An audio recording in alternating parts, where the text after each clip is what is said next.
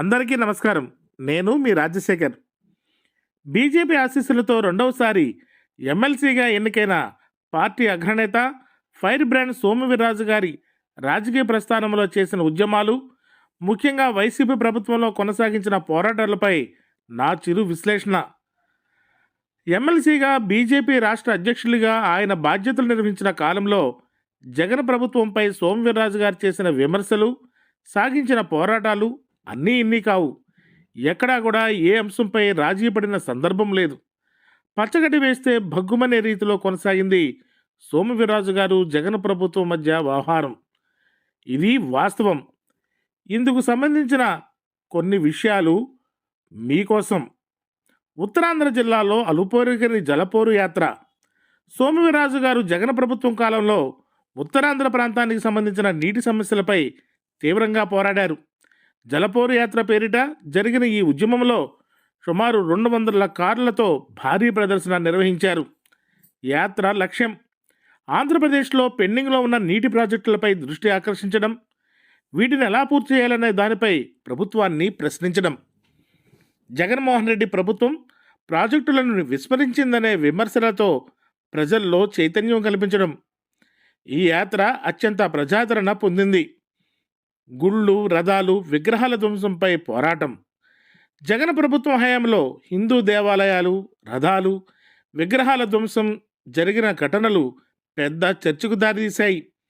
ముఖ్యంగా విజయవాడ కనకదుర్గమ్మ దేవాలయం ఘటన, అంతర్వేది రథదగ్న ఘటన, విజయనగరం రాములవారి ఘటన తదితర వాటిపై సోము వీర్రాజు గారు తీవ్రంగా స్పందించారు. వైసీపీ ప్రభుత్వ హయాంలో హిందూ సాంస్కృతిక విలువలను పరిరక్షించడంలో విఫలమైందని ఆయన ఆరోపించారు. జగన్ ప్రభుత్వం దీనిపై సమగ్ర విచారణ జరిపించలేదని, హిందూ ధర్మ పరిరక్షణపై అసలు ఆసక్తి లేదని తీవ్రంగా విమర్శించారు. అక్రమ రేషన్ బియ్యంపై పోరాటం. సోము వీర్రాజు గారు జగన్ ప్రభుత్వం అక్రమ రేషన్ బియ్యం సరఫరా చేస్తున్నట్లు ఎన్నో ఆరోపణలు చేశారు. బియ్యాన్ని అక్రమంగా ఇతర రాష్ట్రాలకు తరలిస్తున్నారని, దీనిపై విచారణ జరిపించాలని డిమాండ్ చేశారు. ఎన్నో పత్రికా సమావేశాల ద్వారా ప్రభుత్వం తీరును నిలదీశారు. మద్యం పాలసీపై సోము వీర్రాజు గారు స్వరం పెంచారు. జగన్ ప్రభుత్వం మద్యం పాలసీని రద్దు చేస్తామని చెప్పి అందుకు విరుద్ధంగా సర్కారీ మద్యం దుకాణాలను పెంచిందని సోము వీర్రాజు గారు తీవ్రంగా ప్రతిఘటించారు. వైసీపీ నాయకులు దీనిని ప్రతిస్పందనగా సారాయి వీర్రాజు అని ఆయన్ని విమర్శించడం రాజకీయంగా సంచలనం కలిగించింది. మద్యం నియంత్రణపై సోము వీర్రాజు గారు తన వైఖరిని బలంగా ప్రకటించారు. టిప్పు సుల్తాన్ విగ్రహ ప్రతిష్టపై వ్యతిరేకత. రాయలసీమలో టిప్పు సుల్తాన్ విగ్రహ ప్రతిష్ఠ జరిగితే దీన్ని సోము వీర్రాజు గారు తీవ్రంగా వ్యతిరేకించారు. ఆయన టిప్పు సుల్తాన్ను హిందువులకు వ్యతిరేకమైన పాలకుడిగా పేర్కొన్నారు. హిందూ సమాజం భావోద్వేగాలను దృష్టిలో పెట్టుకుని టిప్పు విగ్రహాన్ని ఏర్పాటు చేయకూడదని డిమాండ్ చేసి నిలుపుదల.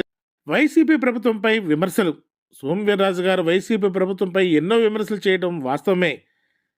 రాజకీయంగా సోము వీర్రాజు గారి వైఖరి చాలా బలంగా ఉండేది. 1990 దశకంలో జరిగిన పార్లమెంట్ ఎన్నికల సమయంలో రాజమండ్రి, నరసాపురం, కాకినాడలో గెలుపు కోసం సమన్వయం చేయడం ఆయన రాజకీయ చాణక్యతకు నిదర్శనం. నంద్యాల జిల్లా అధ్యక్షులు శ్రీ బుడ్డా శ్రీకాంత్ రెడ్డి గారి పైన పిఎఫ్ఐ ఉగ్రవాదులు దాడి చేసి చంపే ప్రయత్నం చేసినప్పుడు అండగా వీర్రాజు గారు నిలబడి వారి కుటుంబ సభ్యులకు, పార్టీ కార్యకర్తలకు ధైర్యం నింపారు. ప్రాంతాలకు అతీతంగా రాయలసీమ సమగ్ర అభివృద్ధి కోసం కడపలో బహిరంగ సభ జరిపి శాశ్వత కరువు నివారణ కోసం ఉద్యమం నడపడంలో సోము వీర్రాజు గారు కీలక పాత్ర వహించారు. గత ప్రభుత్వంలో ప్రతిపక్ష నేతగా ప్రభుత్వ వ్యతిరేక విధానాలపై ప్రతినిత్యం పోరాటం. మరోపక్క బీజేపీ అధ్యక్షులుగా పార్టీని సంస్థాగతంగా బలోపేతం చేయాలనే అలుపెరగని ఆరాటం. ఇదే ఫైర్ బ్రాండ్ సోము వీర్రాజు గారి నిత్యకృత్యం. పార్టీ రథసారథిగా రాష్ట్ర వ్యాప్తంగా సోము వీర్రాజు గారు కార్యకర్తలతో మమేకమవడం కోసం చేసిన పర్యటనలు బహుశా నాకు తెలిసి ఉమ్మడి ఆంధ్రప్రదేశ్లో ఏ పార్టీ నాయకుడు చేసి ఉండకపోవచ్చు. అందుకే ఆయనను కార్యకర్తల నాయకుడు అంటారు. తన కార్యకర్తకు అన్యాయం జరిగినా, ఆపద వచ్చినా తక్షణమే నేనున్నానని భరోసా కల్పించడమే కాదు, ఆ కార్యకర్తకు న్యాయం జరిగే వరకు అండగా నిలబడే నేత సోము వీర్రాజు గారు. గత 5 ఏళ్ల వైసీపీ ప్రజా వ్యతిరేక విధానాలపై ఒకానొక సమయంలో అత్యంత బలమైన సంస్థాగత బలమున్న టీడీపీ జగన్ ప్రభుత్వానికి వ్యతిరేకంగా మాట్లాడడానికి ముందుకు రాలేని పరిస్థితి.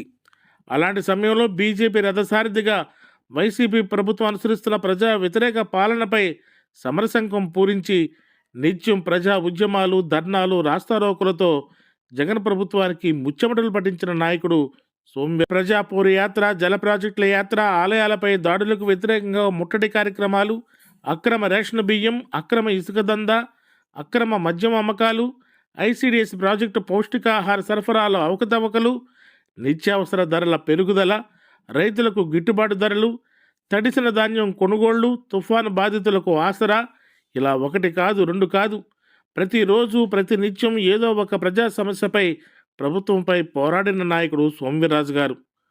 వైసీపీ ప్రభుత్వంపై చేసిన పోరాట పటిమ ఫలితమే ఫైర్ బ్రాండ్ సోమ్వీర్రాజుగా ప్రజల్లో మంచి గుర్తింపు వచ్చింది. రాష్ట్ర సమగ్రాభివృద్ధికి కేంద్రం నుంచి సహకారం అందే విధంగా పార్టీ పెద్దలతో ఎప్పటికప్పుడు చర్చలు సాగించేవారు సోమ్వీర్రాజు గారు. వైసీపీకి ఒత్తాసు పలుకుతారని, జగన్కు అండగా ఉంటారని టీడీపీ అంటే పడదని వస్తున్న ప్రచారంపై సోమ్వీర్రాజు గారు గట్టిగా సమాధానం చెప్పారు. నేను జగన్ను సమర్థిస్తూ ఏ ఒక్క స్టేట్మెంట్ ఎక్కడైనా ఎప్పుడైనా ఇచ్చానేమో చూపించండి అని మీడియా వేదికగా బహిరంగ సవాలు వేస్తున్నారు. అంతేకాదు, ప్రోపూర్ నినాదం నా అభిమతం, పేదవాడితోనే నా ప్రయాణం అంటూ ముందుకు సాగుతున్నారు. దట్ ఈజ్ సోమ్వీర్రాజు గారు. నమస్కారం.